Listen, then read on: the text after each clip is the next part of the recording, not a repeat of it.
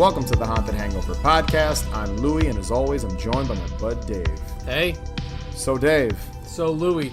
We're going to be talking about Eerie, Indiana on the show today. One of my favorites. It's one of my favorites too. I feel it's a little underrated, don't you think? Absolutely. So I've always been a fan of this show. I love that Omri Katz, a.k.a. Max from Hocus Pocus, was in it. And it was a good adjacent show to Are You Afraid of the Dark and Goosebumps. Personally, I feel the show is much better than Goosebumps, and I feel it's like right underneath Are You Afraid of the Dark. That's just my opinion. And I think what was a big appeal for me for the show was that he was in Hocus Pocus. Because as a kid, like, his character is super cool to you in Hocus Pocus. So knowing that he was going to be in like a horror, adjacent show on TV was like super, super awesome. No, for sure. I feel like most people that I've met, some people are a little younger than us, so they might not know what this show is. I believe it aired in 1991. I have some facts here about it, but yeah, it is early. It's before Hocus Pocus, before Goosebumps, and before Are You Afraid of the Dark? Yeah, believe, it is. Right? By a few years. And it's funny because Are You Afraid of the Dark was what, 92, if I remember correctly? I think it was 92, but the thing is, I don't know if those if those episodes were shot though in the early, like earlier than what they aired. I'm sure they probably were, but I'm going to get into that later on in the episode because I do have my own fun fact about this episode that I'm hoping is trivia at some point and somebody can confirm. But now, so as I was doing research, I do know one of the air times the show was on. I think it's initial air time. But as a kid, like, I don't remember when it was on. So, like, whenever it was on, I would watch it. It was almost mythic. Like, oh, Eerie, Indiana's on. Like, I gotta watch that. You know what I'm saying? So, like, that's how it always was for me as a kid. Was, like, it was this show that was, like, almost very, like, shrouded in mystery from me. Because I was like, oh, I gotta watch that show. You know what I'm saying? Yeah, it's got a weird kind of run when it came to like syndication and stuff. So if you're not familiar with Eerie, Indiana, it's a sci-fi / horror children's TV show from the early 90s. The basic plot of the show revolves around a teenager named Marshall, played by Omri Katz, like you just said, Dave, from Hocus Pocus, whose family moves from New Jersey to the town of Eerie, Indiana. Marshall makes friends with a kid named Simon, who just so happens to be the only normal person compared to the rest of the residents in Eerie, Indiana. And the two boys go on adventures, uncovering some of the town's strange occurrences. And usually the stories are pretty self-contained from episode to episode. But there are recurring characters and references sprinkled throughout the entire series run. Just like Are You Afraid of the Dark? Some of the examples of these like strange occurrences are like Elvis lives in his town. That's like right in the intro of the show. I think he says Elvis is on my paper route, so he sees Elvis, I love that every intro. morning, I guess. Yeah, it's amazing.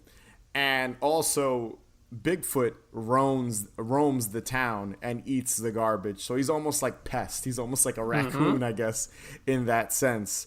The show also has a lot of pretty well-known actors in supporting roles. One of them is John Astin, who is known as the OG Gomez Addams from the original Addams Family. Oh, right. I didn't know that guy's name. Yeah, and then also Tobey Maguire, Spider-Man. He's in an episode.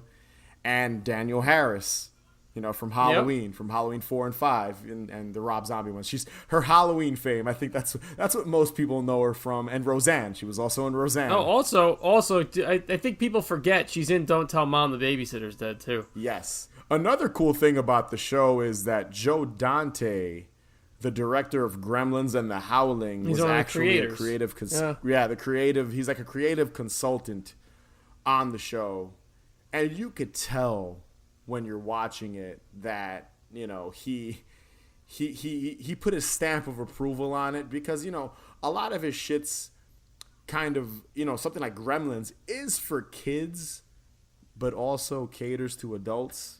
Like what do you consider Gremlins? Like a kids movie, but it's also a horror film and also a holiday movie. It's both. It's like it's a dynamic film in the respect that it can cater to adults, it can cater to children, and it does have horror elements. It's just, I think dynamic's the best word to use for it.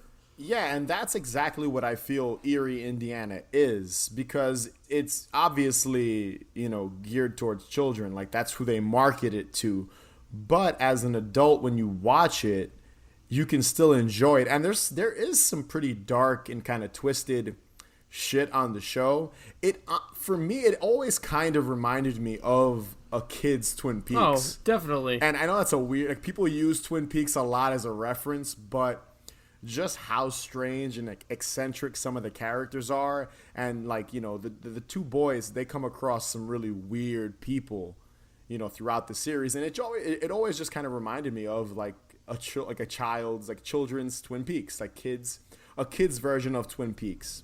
I have a little information from eerieindiana.fandom.com, and I guess it's just a website that caters to all things Eerie, Indiana. So this is verbatim, so I'm just making sure I give the credit where the credit is due. The series was intended for adults originally, calling Eerie, Indiana a piece of social satire done through the eyes of a 13-year-old. It was always about society at large with a lot of double entendres. I think I said that wrong, but entendre, I don't know how to pronounce that word, but double entendres. Yeah. So I always, I think that's what you were trying to say. That's it, entendres. That is the word. Perfect. So you're right. It is like a Twin Peaks kind of show, because it does have like this surreal quality to it that I don't think children would really understand. I think as a kid you just see like weird people and weird monsters and like these weird subject matters. Another show that I kind of can associate Eerie, Indiana with is The Adventures of Pete and Pete. They both have very similar, I feel like, themes with all the characters living in this town. And it's very ensemble. Like, you have your main characters, but you also have all these other like people. And the stories are based around those people. And The Adventures of Pete and Pete's another show that's very like Twin Peaks through the eyes of a kid. Oh, absolutely. The two shows, again, very surreal. And they both have a Halloween episode, which is funny because, again, as a kid, Halloween's super important to me. Yeah, absolutely. So. There's one more piece of information that I got from this website that I thought was pretty interesting. And I believe it was they had a child psychologist review each episode, explaining, I tried to balance the moral center of the episode and the point of the episode so that you could put up with the scariness along the way. So there was a lot of thought put into this. It wasn't just like, oh, we're going to make a kid show, that's scary. Like, they were trying to do something that really teetered on catering to adults and children. And that's the crazy thing about it. Like, I think that's why the show developed a cult following. First and foremost, I think it was too smart for its own good. I think certain kids, depending on what kind of kid you were, when you were younger, I don't think you wouldn't latch on to it. So like, some kids wanted more animated stuff. So seeing this whole live action show with weird things on it, I guess might have been too much for certain audiences. Right. And like I was telling you, how I mentioned before, the show was kind of mythic to me. Like, oh, like, that's that show. Like, I could sense its surrealness, but that's just how I was as a kid. Like, I was very having weird dreams at a young age and doing all kinds of, you know what I'm saying? So I could sense it. So for me, it was just like, oh, that's that show. You know what I mean? Like, it was on a different level than Are You Afraid of the Dark, Goosebumps, all those shows. So the crazy thing about the show is it only lasted 19 episodes, one season. And maybe that's what plays into the whole thing with, again, a certain audience was watching it. Now, it originally aired on NBC from September 1991 to April 1992. It was then syndicated on the Disney Channel from 1993 to 1996. And then finally, on Fox Kids in 1997, when I discovered the show. So I kind of remember Goosebumps, which also aired on Fox Kids, being advertised around that same time of Eerie, Indiana. I believe that was kind of like the whole thing was like that was supposed to be the scary block of shows. Right. So you had like Goosebumps and then Eerie, Indiana. And I remember it so vividly because, it impacted me as a horror fan at a young age. Like these were the spooky shows. And at that time, Power Rangers were on too. So live action TV shows and series were a thing. So it's so interesting to think that time, that's the type of shit that was on Fox Kids. Yeah. Like I watched Fox Kids a lot because of Goosebumps and because of Power Rangers and shit like that, and Eerie, Indiana. Right, and going back to what you were saying when you started watching it, I believe I started watching it on its second syndication. I'm sorry, its first syndication. So you watched it in 91, 92 on NBC. I'm pretty sure I did. It's weird that it was syndicated on the Disney Channel because that's just like like you wouldn't associate a show like Eerie, Indiana and Disney. Like I guess that was when Disney was trying to be a little edgier. Like, I don't know. Well, I think it makes sense because that's when Hocus Pocus came out. So they were probably trying to push his show, you know what I'm saying? Omri Katz show, being that he was in Hocus Pocus. That's when like Omri Katz was like, he was the shit. He was like, they were like, you know what? Yeah, that's what I'm saying. That's probably why they did that. That makes sense. We got to push this kid some more just to get people to watch. That's the kid from Hocus Pocus. I didn't even think about that. That does make sense. But it's crazy like the show's run, how it ran for like almost a decade, like bouncing between different networks. Pretty crazy. But again, it's a great show. Dave and I both love it. I own it. It's got a lot of like very memorable episodes. Some involving Tupperware that keeps humans alive longer. That's a super weird one. That's like early on too in the season. There's like a Max Headroom-ish one. Yes. There's the one with the glasses that make people like super lame and boring. But the episode we're going to be covering today is titled Scariest Home Videos. Back in Jersey, Halloween was my favorite holiday. When else can a non-adult wear a disguise and roam around after dark, forcing people to give you candy for no good reason and then trash the house if they don't? But here in Eerie, things are different. There's no telling who or what you might bump into around these parts. Simon and I had to be prepared for anything. So Scariest Home Videos debuted on October 20th, 1991. So right before Halloween, which is perfect. Love it. Yeah. It's like, I think we covered, which one was it? The Real Ghostbusters. Remember that their Halloween episode aired after Halloween, which we were like, that makes no sense. This one aired right before Halloween. Perfect timing. So the episode starts with Marshall and Simon getting ready to go out trick-or-treating. This involves them thoroughly preparing themselves for the worst to happen that night. We'll get to this scene later because it's one of my favorite moments of this episode. So in a voiceover, Marshall explains how Halloween used to be his favorite holiday until he moved to Eerie because of all the town's weirdness. The boys test out their video camera by practicing their secret handshake and play fighting. That's kind of the setup. The video camera specifically, they put a lot of focus on it because that's the theme of the show. Marshall says a very good quote about Halloween. He says, "The one night a year where you can wear a disguise and roam around after dark, forcing people to give you candy for no good reason, and then trash their house if they don't." That is a good quote. Perfect. So it turns out that Marshall's mom is watching Simon's little brother Harley, who isn't exactly a saint. Marshall's mother, by the way, very attractive woman. She was a dime piece, so I'm not gonna front. Definitely, in the most respectful way, a babe to the max. On their way out the door, they encounter some trick-or-treaters, hand them some candy, but they're stopped by Marshall's mom, who runs out to help his father, who's stranded on the side of the road. Basically, the kids were like, the trick-or-treaters kind of fucked things up for them because they would have made it out the door. So I love how they're kind of setting up that trick-or-treaters have been knocking on the door all night, like all day is what that's how I took it. Like, it's like, fuck, the timing was just off. And on their way out, trick-or-treaters pop up. And I love how animated some of these trick-or-treaters are. And there's a bunch more trick-or-treaters later on, but like they're all wearing these like huge, colorful, grotesque masks. The costumes are great. They are 100% amazing. So the boys hesitate a bit. I think Marshall kind of gives his mom shit. She's like, oh, why do we have to stay in? And his mom basically is like, no one's here to watch Harley because Cindy, his older sister, is busy studying for some test or something like that.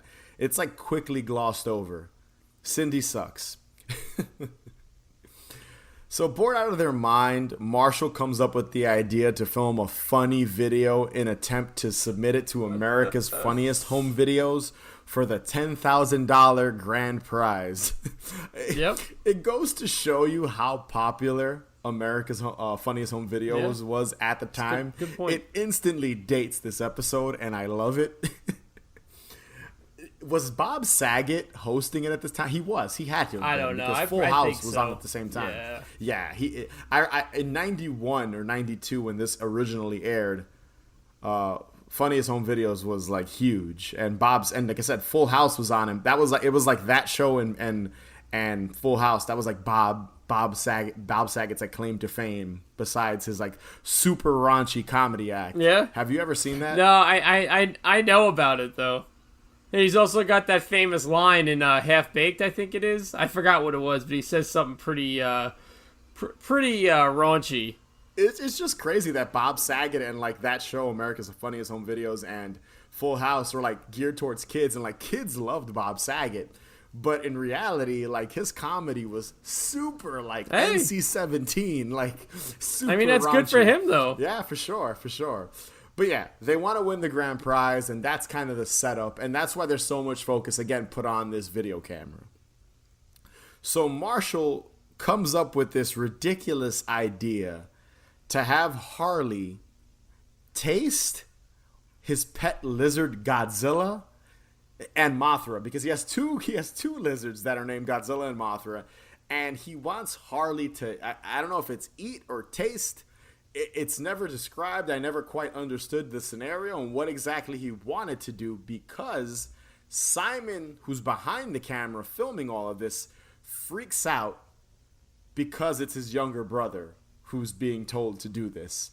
And in the process, Harley tosses Godzilla the lizard across the room, and Marshall kind of goes crazy because these are his pets, and he starts looking for Godzilla. And Harley places the other lizard, Mothra, into Marshall's pants, which causes Marshall to run around the house like a madman. And he finally gets his hands on the lizard and puts it away. The whole setup is very odd and strange. Silly. Like Marshall's entire, just kind of his idea. And it's never brought up again the rest of the episode. No, it's not. Like this whole America's Funniest Home Videos like plot point is never brought up again, and I just find that hilarious because of how absurd and ridiculous this plan was that he had with the lizards. And the lizards are never like mentioned again either. It's so weird. It's just to introduce the camera as the focal point of the episode. It's a kid's show, so I feel like they just wanted to do all kinds of ridiculous shit. Yeah, we're putting too much thought into this. I'm putting too much thought into it because I just wanted to know Marshall's like his setup. I wanted to know what was his plan, because he says he wasn't going to make him eat the lizard. Yeah, I don't know. I think he was just gonna scare him. I think he was like going to put the lizard in his mouth, but like take it, you know what I mean, like take it away. But I mean, if you really think about it, Harley's the one that got him the best and probably had the best video because he put it down his pants and he was running around like a madman. So really, they succeeded in getting a video. Yes, but it's just never brought up again. Nope. For whatever reason. But the camera, I think, is the most important part of it because it's always filming what they're doing. So, after the failed, I guess, prank, they decide to watch TV, and this horror film titled Bloody Revenge of the Mummy's Curse, starring Boris von Orloff, is playing on TV. So they're like, you know what? It's Halloween. We're going to watch this old 50s horror film. And, most, films and TV series kind of use this in, the kids gathering around the TV and watching this old horror film. It's always, especially in, I think the 80s and 90s, it was always a black and white Universal Monsters type horror film, where now it's an 80s slasher. Isn't that crazy? Like, when you watch a film now, contemporary, it's like kids watching a Friday the 13th ripoff. So the boys decide to tie up Harley with a bowling ball so he doesn't act up. At this point, Harley's been a huge pain in the ass, and they don't want to deal with him too much.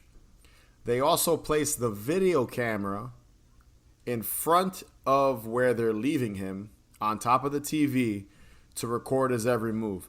I'm assuming that's why they did that. I don't remember if there's a reference as to why. I think they were trying to get his reaction to watching whatever was on television. I think that was the whole point of setting that up.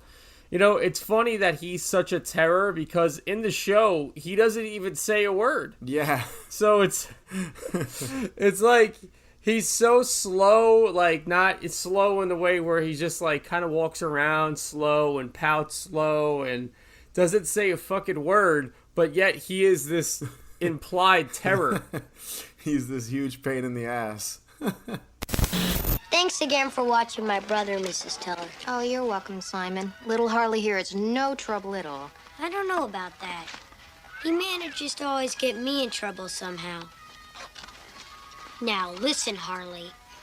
You do what Mrs. Teller tells you to. Understand? Ow! Dang it, Harley! Marshall and Simon decide to go get some snacks in the kitchen, and Harley gets closer to the TV. He investigates the video camera, and for some reason, decides to bite into the remote control. Yep. Oh, and by the way, I just had this jotted down in my notes. Is it really that bad to be stuck in the house with your best bud with snacks on Halloween?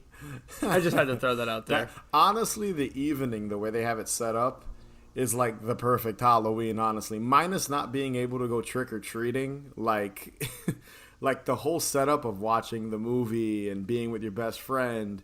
And even the fact that the parents left. That's what I mean. There's no parents in the house. Not the parents left, but the mom left. Yeah, it's the perfect scenario for them. Yeah. So after biting into the control, this causes Harley to switch places with the mummy we've been seeing on the TV. I love the aesthetic of this show and the episode, and it reminds me of a kid version of 3 movies put together.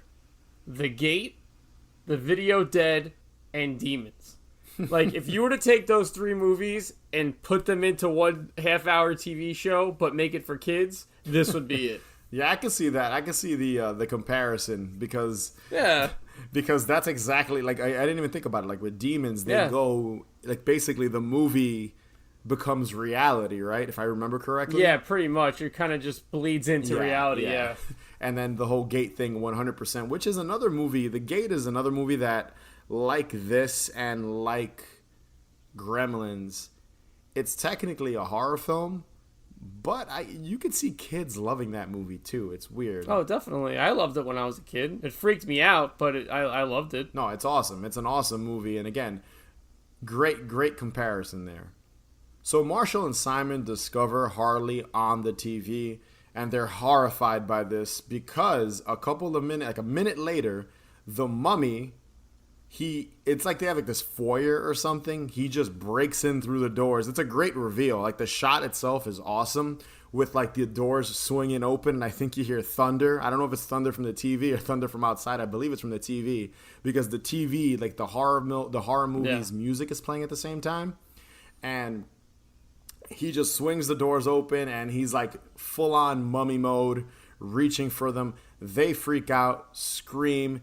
He chases the boys outside into the front yard and stays locked inside of the house. And there's even this really funny scene where a group of trick-or-treaters, I think like Marshall and Simon, like I think Marshall's like telling him to chill out, or like they're freaking each other, trying to calm each other down, and then the group of trick-or-treaters call them weirdos.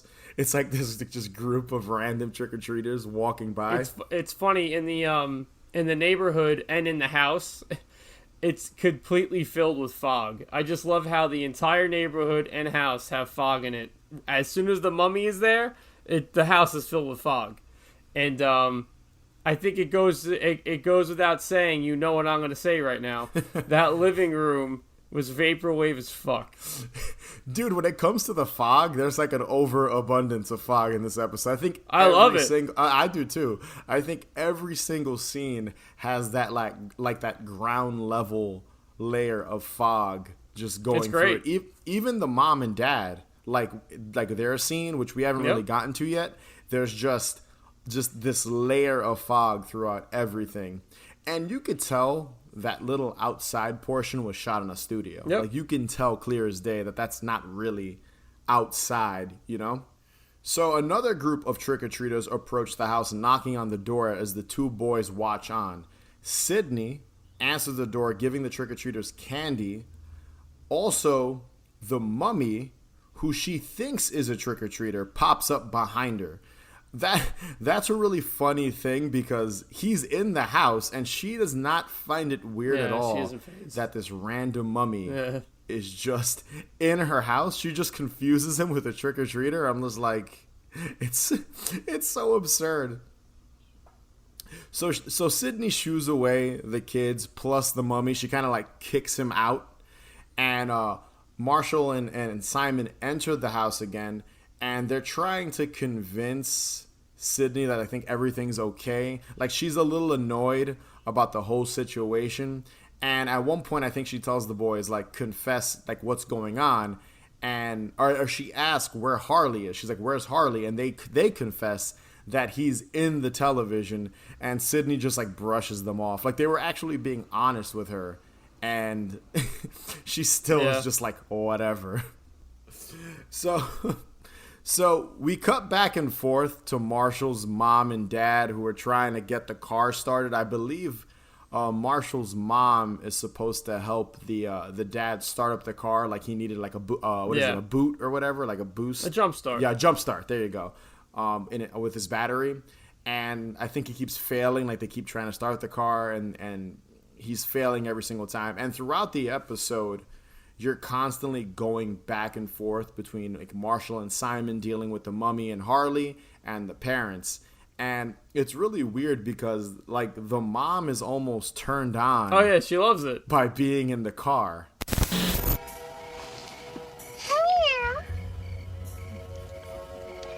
Wow. Oh, Edgar. Doesn't this remind you of that time we drove all the way to Princeton just to see Close Encounters of the Third Kind? We never did see that movie. No, never did. She's like, oh, kiss me, and she's getting all like close to the dad, and like it's weird because it's almost she like doesn't care. Like she's trying to get it on with him or something, but like they're in the middle of nowhere with like trick-or-treaters like wandering around the streets, and these same trick-or-treaters decide to play a prank on them. Shaving and cream. They throw eggs on the car, and then they shaving cream.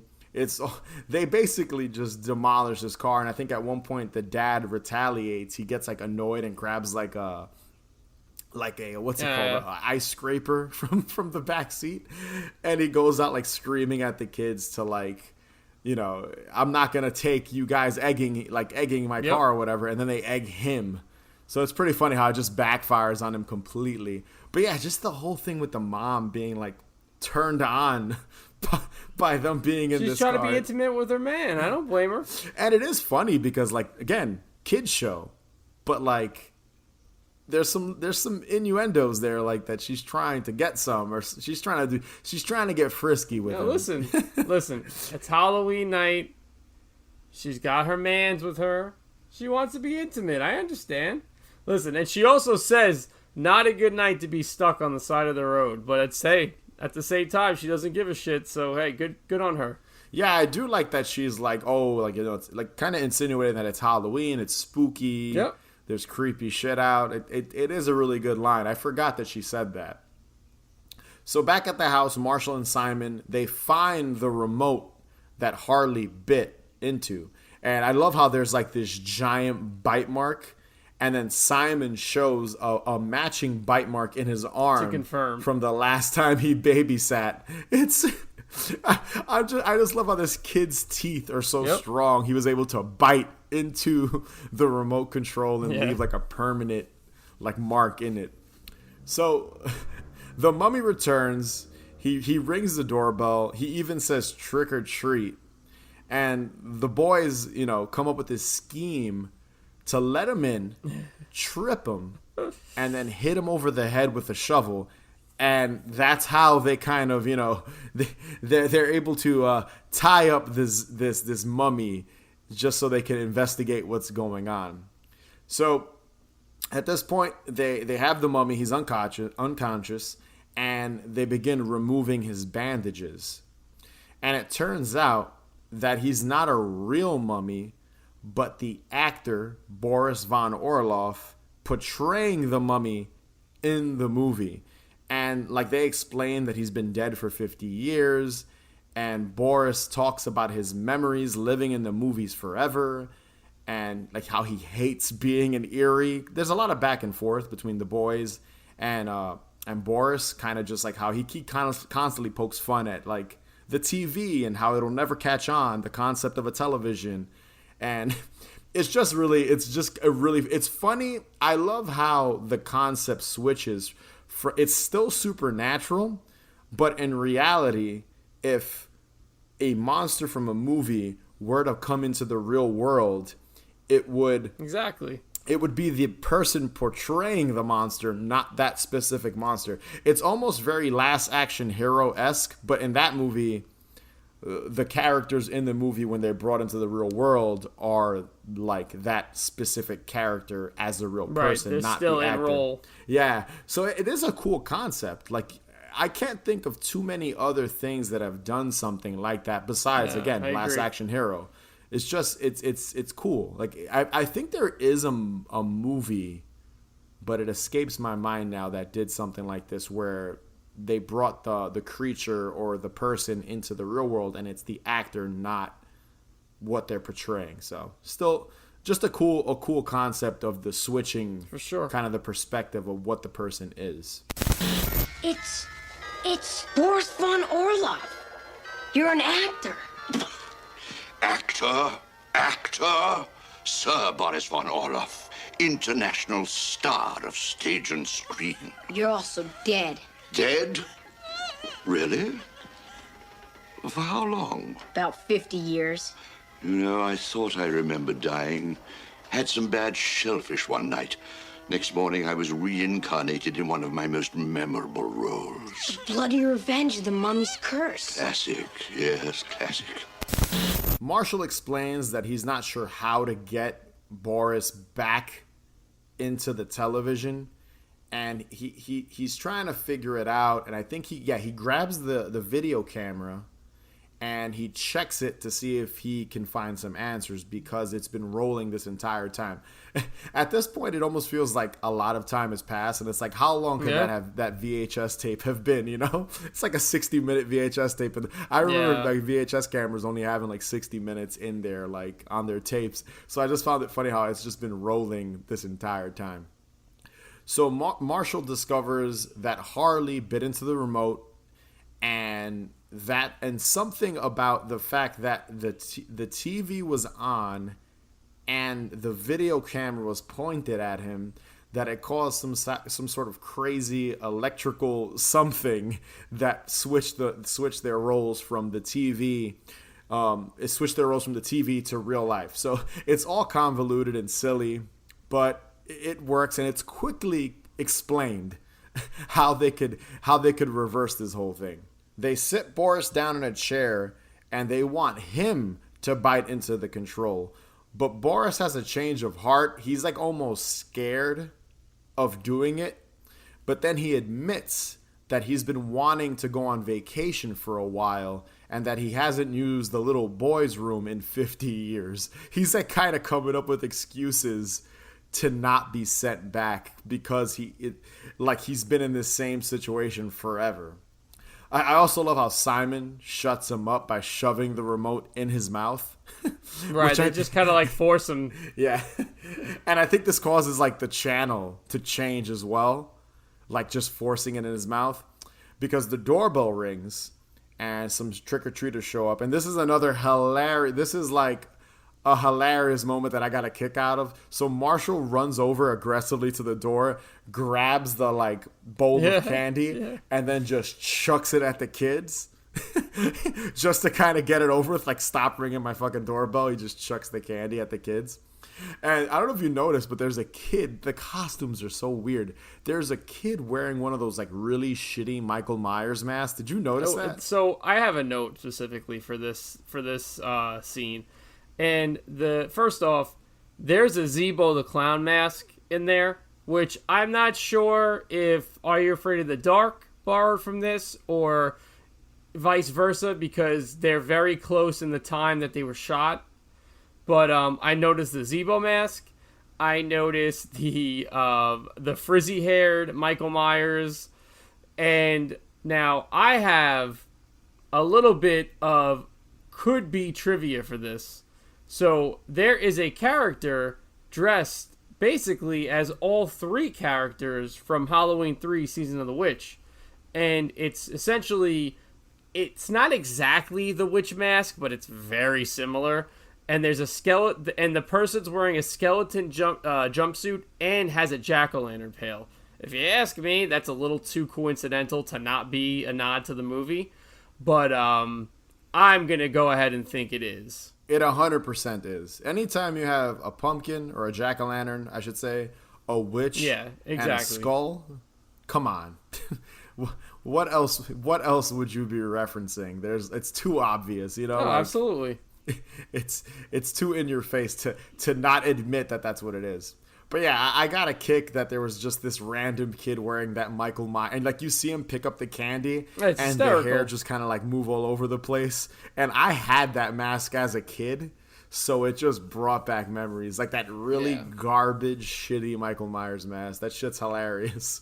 He's also wearing like a clown costume, I think. Yeah, he's wearing like a weird clown costume. It's like shiny. It's got like shoulder pads. Obviously a Halloween reference, like the movie Halloween reference as well. A kid wearing a clown costume and an adult Michael Myers mask. It obviously, again, another nod to Halloween, the original 1978 Halloween. Absolutely. In the process of dealing with the trick-or-treaters, Marshall notices his parents pulling up into the driveway, and he rushes back inside the house with Simon, and they kind of quickly try to find the channels before his parents enter, and they grab the remote, shove it into his mouth, and have Boris bite it right in time as the parents are coming in.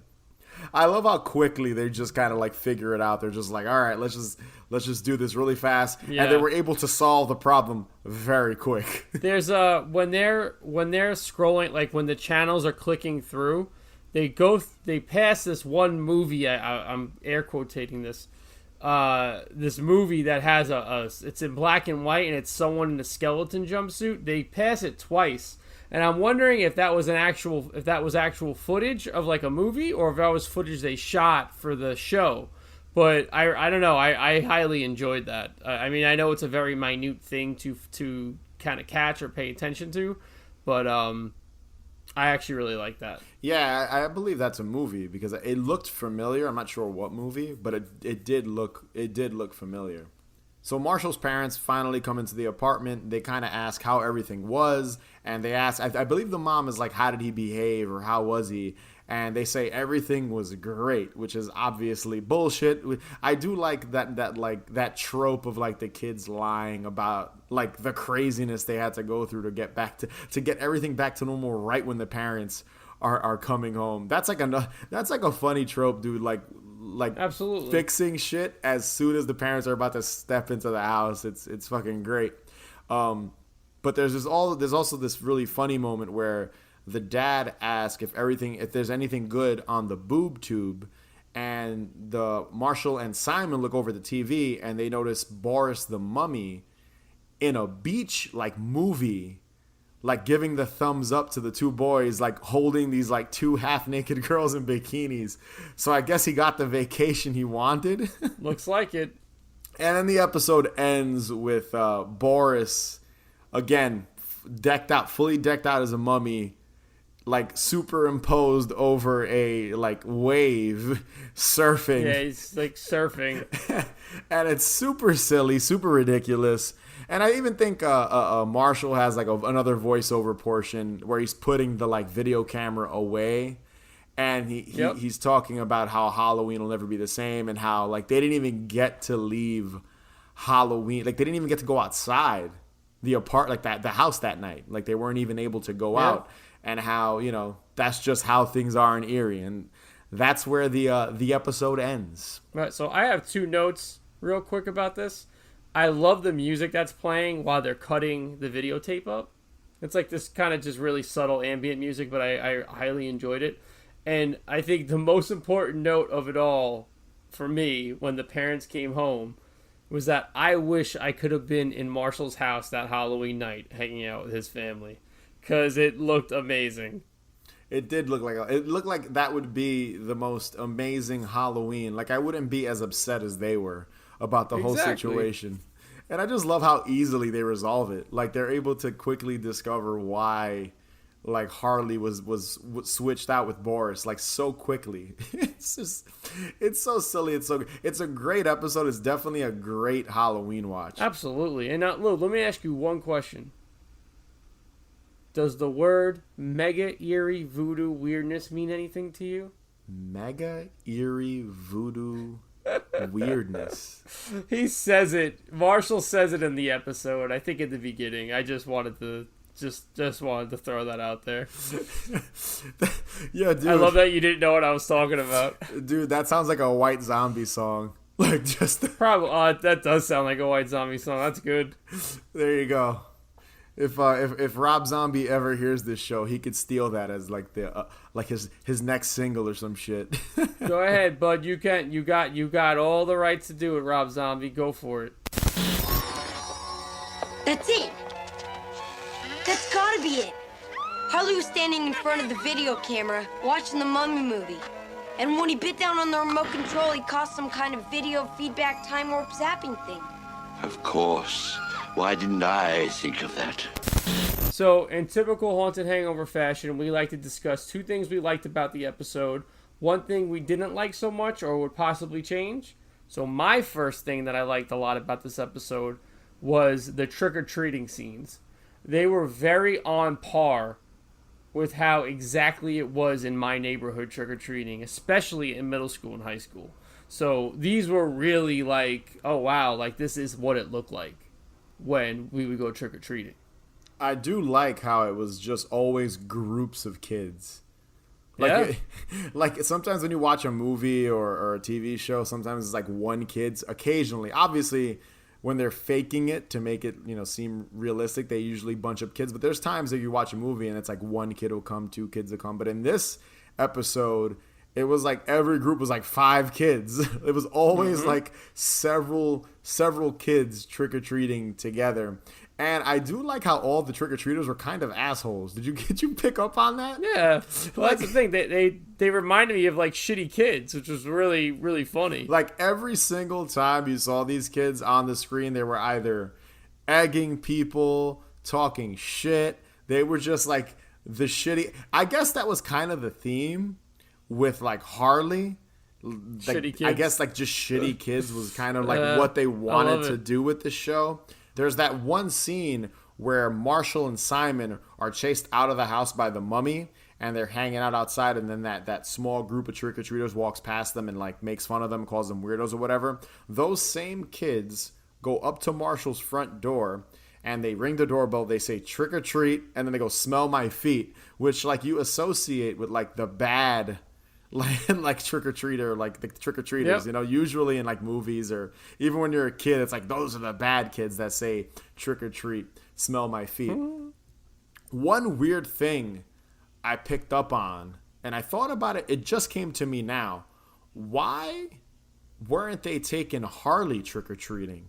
It's never explained. Oh yeah. Well, I guess because he's such a shitty fucking kid that they couldn't take him trick or treating. But you know, again, nothing is really explained because the kid doesn't utter a word in the episode, and he's so slow and like he doesn't do anything. He's like a little serial killer, basically. That's Yeah, it's weird. It's like, and he's just implied that it's just implied that he's a terrible kid. Yeah, it's weird. I was literally, it just came to me. I was like, why? Like, why didn't anyone take him trick or treating? Like, it's Halloween, and like all these kids are obviously like out getting candy, so it's not that late in the evening. Like, I just found it odd. Now, I literally, as we're recording, just came to me. Why weren't they taking him? Very strange. But yeah, all the kids, all the young kids in this episode are just fucking horrible. They're all shitty. Every single one. And just to clarify, when I say slow, I mean like he's just slow moving in the episode. Like he doesn't do anything. Yeah, he's like, again, he's like a serial killer. He's like methodical. Yeah. So Harley, as a character, is one of my favorite things, and I want to break down his real name. Harley Schwarzenegger Holmes is his full name. Tell us why that's his full name, because this is really the only bit of trivia about this episode. I don't even know why. Is there a reason why? Did you pick up on it? Yeah. Oh, I thought you knew. I didn't know. I didn't know. Well, here's the trivia for this episode.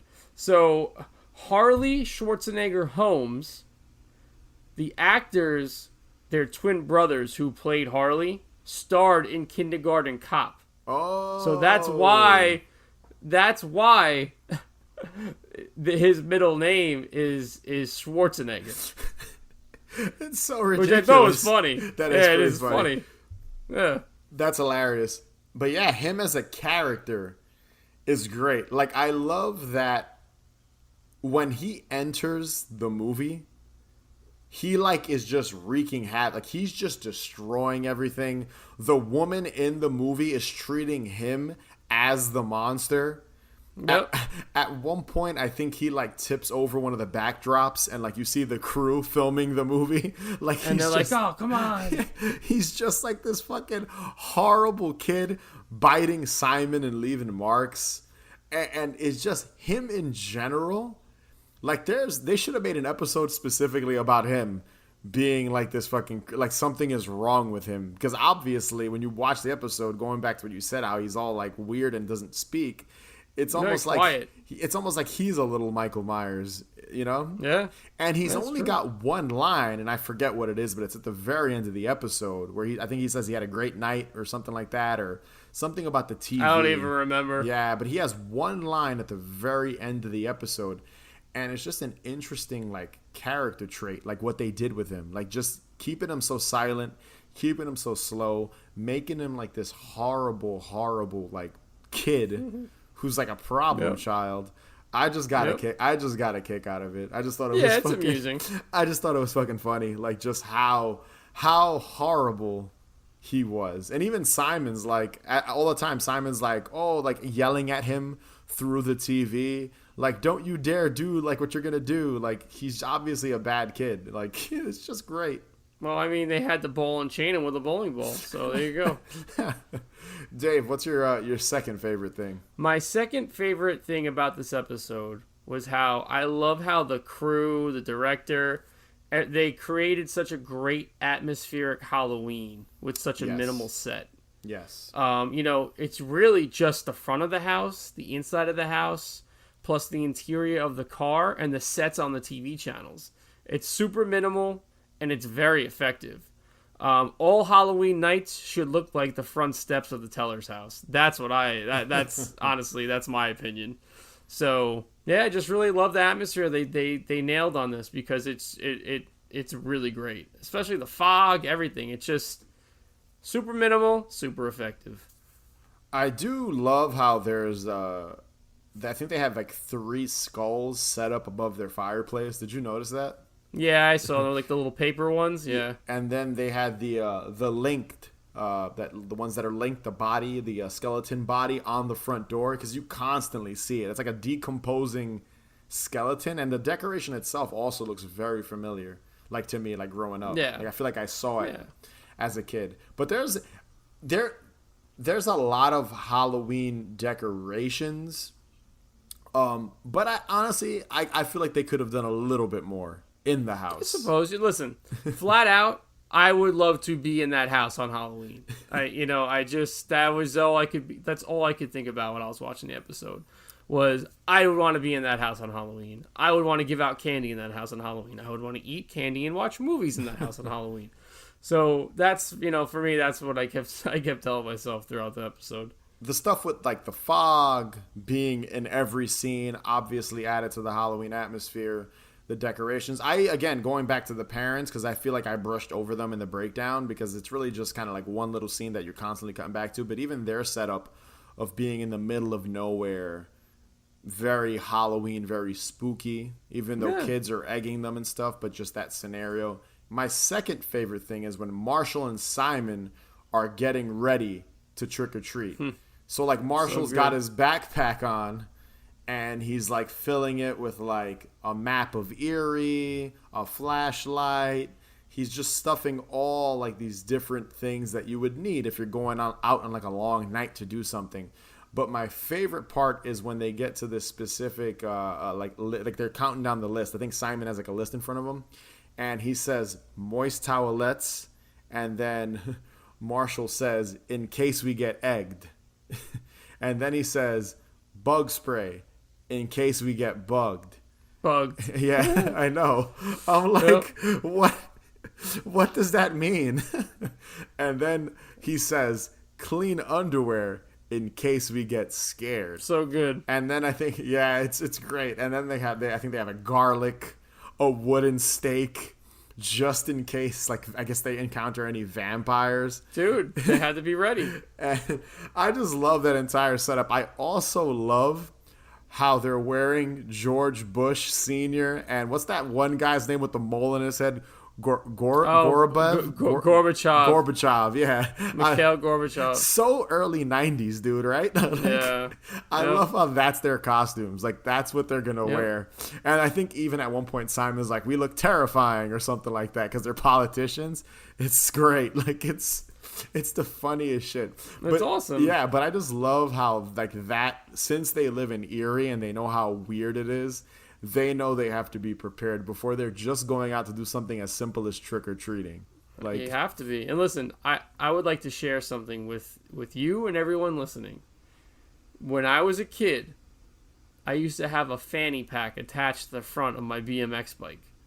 And I used to keep all kinds of trinkets in the fanny pack as a just in case. Just like this. Just like their checklist for Halloween. I'd had candy in it, shoelaces, a scissor, pogs, action figures, just in case. I love how pogs might have come in handy for something. Oh, of course. You didn't even know what. You're like, let me make sure I have a couple of these extra slammers in there. Just make sure. Just to make sure. In case someone wants to fucking hit you with like a round of pogs. Yeah? But yeah, again, that whole setup is just great. Like, I just think both of them are acting it so well. They're both great actors, both of these kids, Simon and Marshall. Like, very believable. Obviously, Omri, he's a great actor. He's been in a bunch of stuff.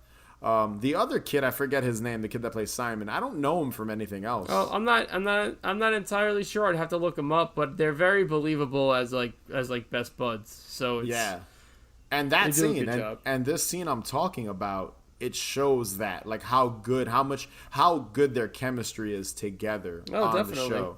And when you watch the rest of the show, like, it's so natural. You believe that these are two kids going on these like crazy, wacky adventures. It always works so well, like in this show. And even like earlier, I mentioned that episode about the glasses that makes you lame or dull or whatever or boring. I remember when Simon in the episode, spoiler, he gets the glasses and Marshall's like stressed out about it. I remember like he's so bummed that like he was taken over. So again, their friendship is so believable. And like this one little scene with them like joking around and getting ready for Halloween and getting ready for trick-or-treating is just a great little setup. Notebook. Check. Markers. Check. Swiss Army knife. Check. Map of Eerie. Check. Signal mirror. Check. Flashlight. Check. Moist towelettes. In case we get egged. Bug spray. In case we get bugged. Clean underwear. In case we get scared. All right, Dave. So now's when we do the hard part, and that's picking something about this episode we didn't like or would change. What did you go with? So I have two very, very minor things that I wouldn't even say they're things I disliked. It's just more so things I would want to see more of. And they basically, I would like to see more of the kids egging and shaving creaming the tellers while they're in their car.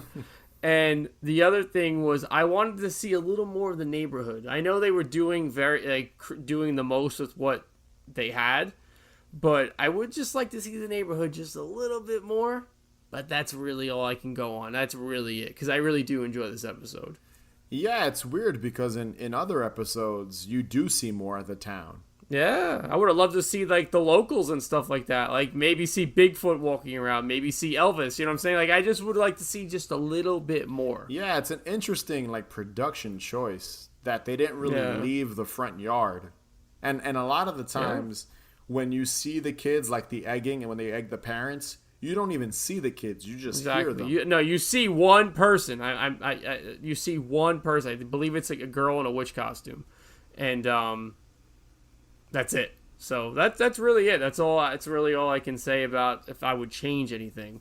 What about you, Lou? I didn't have much because I do think it's a great episode from beginning to end. My only kind of nitpick was Sydney, or is it Cindy or Sydney? I always forget. Tough crowd over here. She's kind of lame. Like I know, like to the rest of the show, she's important, but in this episode, she's just kind of there, like as like the like annoying big sister. Like she doesn't really bring much to the episode, or I feel like they could have maybe had her doing something else. Like for instance, maybe have her going to like a Halloween party, hence why they had to stay with Harley. Yeah, something like that instead of it just being like, "Hey guys, I'm upstairs studying." Again, a nitpick. But just something I feel that could have been reworked to fit the holiday, to make it feel more Halloween-y, you know? So that's really it. There's not much about this episode that I dislike. And I feel that way about the entire show, honestly. It's a great show. Yeah, it's hard to really, tear the shit apart and find something you absolutely feel is that absolutely can be changed or something you'd cut out completely. But yeah, she's the only thing I would adjust or maybe tweak her character a bit in this episode or eliminate her completely. I feel like it could have just been the two boys and Harley, and they had to babysit him because the mom had to run out. Like she didn't need to be there. The sister didn't need to be there. And that's basically it. Overall, though, this is definitely a great Halloween special. It would definitely go great with like a double feature of like the Haunted Mask, like Goosebumps, the Haunted Mask. Like I feel like the two work very well. There's another episode I think this would work perfectly with, but I don't want to talk too much about it because it's one we haven't covered yet. And I think you know what it is. I agree. I highly enjoyed this episode, and like you, I enjoy the entire series. It's just something that I feel should be on your Halloween playlist, if you will, as far as watching stuff, or at least in your Halloween queue of things. So I would absolutely add that. And Eerie, Indiana, not everyone knows about it. There might be some of our listeners that have never even heard of this show. And if you haven't, Go on Amazon right now. If you have Prime, it's streaming, and watch all 19 episodes because they are fucking amazing. Agreed. Simon and I never did go out that Halloween night. We had enough adventure for 10 men right there in my own living room. We did learn 3 things, though. Never trust a 6-year-old, never bite a remote control, and never leave videotape evidence lying around where your parents might find it. As for Sir Boris von Orloff, he finally got that vacation he was looking for. So that was Eerie, Indiana, America's Scariest Home Videos. Be sure to subscribe, follow us on Instagram and Twitter at Haunted Hangover, and head over to our Patreon page, patreon.com/hauntedhangover31. And if you can rate and review us, that'd be greatly appreciated. And remember, the best cure for a hangover is more booze. Later, guys.